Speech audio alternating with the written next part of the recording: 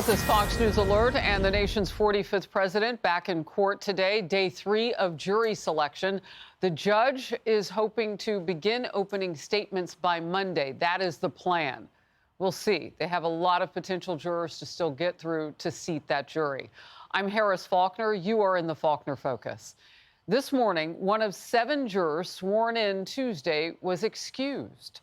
Now the court needs to select 12 additional before they can move ahead.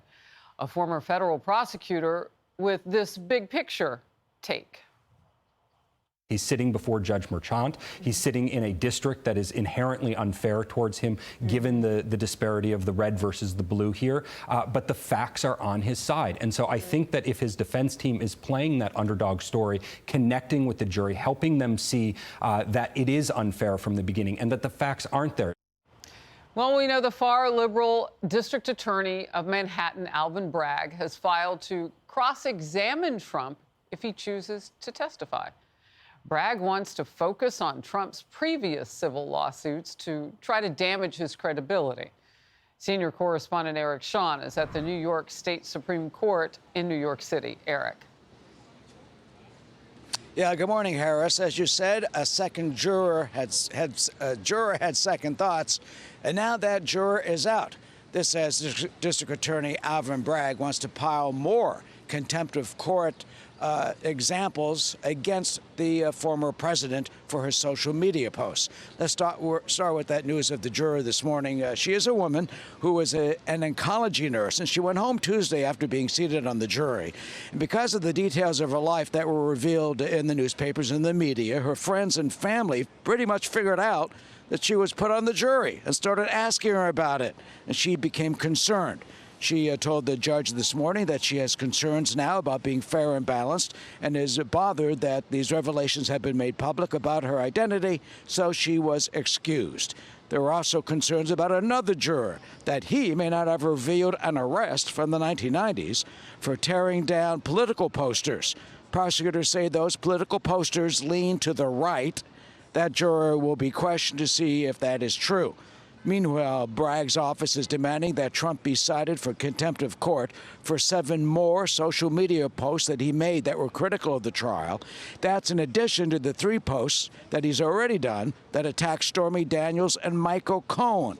Last night, he reposted an article that was critical of Michael Cohen, but his attorneys in court today said that doesn't count as violating the gag order because their client, Mr. Trump, did not make those comments. The former president has been arguing that he is being unfairly muzzled here.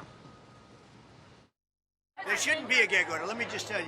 The gag order is totally unconstitutional. The judge should not be there. The judge is highly conflicted. He should not be there.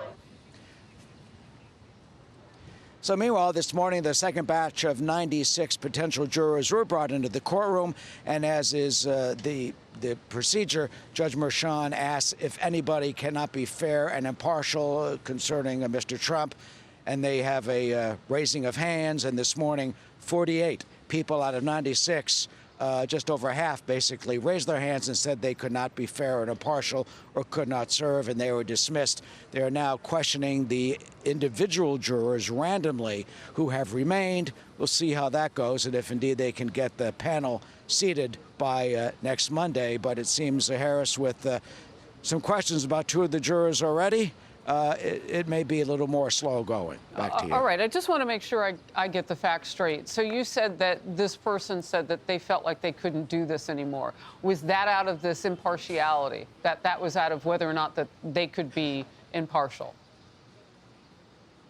Well, you know, the answer from the woman, the nurse, was both. It was that she felt she couldn't be fair and balanced, as she put it, and she was also concerned that everybody and all her friends figured out who she was and that she's on the jury. The judge has ordered, we're not supposed to give, we do not give the names out. We do not know the names of the jurors. Of course not. But Judge Merchant asked the media this morning, he asked the media to not give so many details so that people can figure out exactly who they are. Very helpful. Eric Shawn, as you always are, great reporting. Thank you very much. Hey everyone, I'm Emily Campagno. Catch me and my co-host Harris Faulkner and Kaylee McEnany on Outnumbered every weekday at 12 p.m. Eastern, or set your DVR.